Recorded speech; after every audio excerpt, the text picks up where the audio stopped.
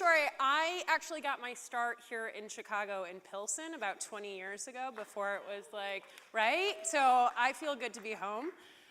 So I am Carolyn Dewitt. I'm the president and executive director of Rock the Vote, for those who are not familiar.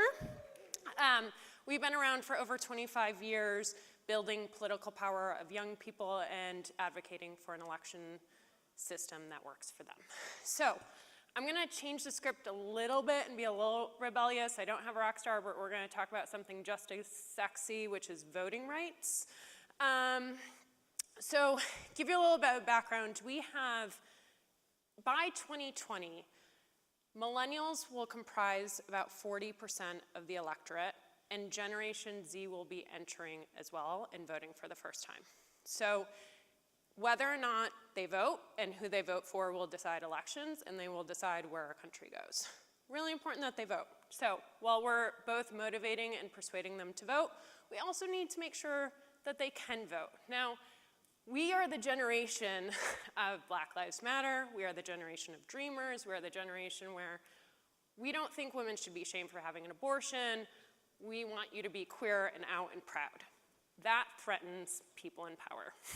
So they are doing everything that they can to take away our ability to vote. So who thinks voting rights is an issue right now? Okay, cool.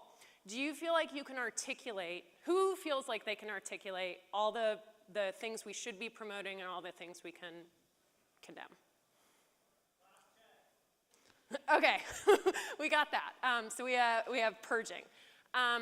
So we're clearly not doing a very good job if people in this room who are very involved in this work don't feel like they can even articulate it. So what we are doing, let's see, is we've actually created a digital voting rights portal, advocacy portal, which basically divides states into 3 categories. We took measures, everything from automatic voter registration, same-day registration, purging, and we measured states by it. And then we created these categories, put the states into them.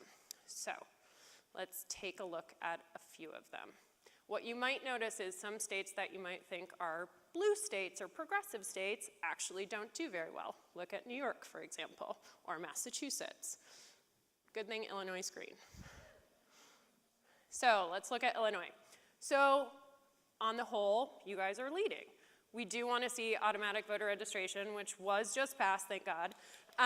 Good work. We want to see it implemented. You also want to see that pre-registration right now only goes to 17-year-olds. We'd love it to be 16-year-olds.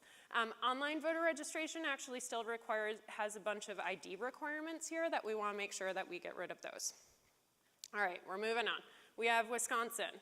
Now, Wisconsin, we know, has a terrible ID requirement there. It also, though, allows for same-day voter registration, so it's a little complicated there. One thing to note, I don't know how many people have seen these reports out, so Trump won the election there by less than 23,000 votes. There have been a couple of reports already done about the ID law, just the ID law and its impact. It is somewhere between 20,000 and 200,000 people were not able to vote because of that law. So that's just one law to give you an idea.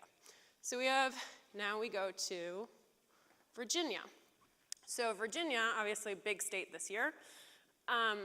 We see that there's a mixed bag. They have really restrictive ID laws. They also do not restore the voting rights of persons who are returning citizens, persons with prior convictions, unless the governor does it individually, one by one. Now, we have seen a lot of bills go through the state of Virginia trying to be passed. The only way they have not passed is because we have a governor there who is vetoing all of these terrible bills.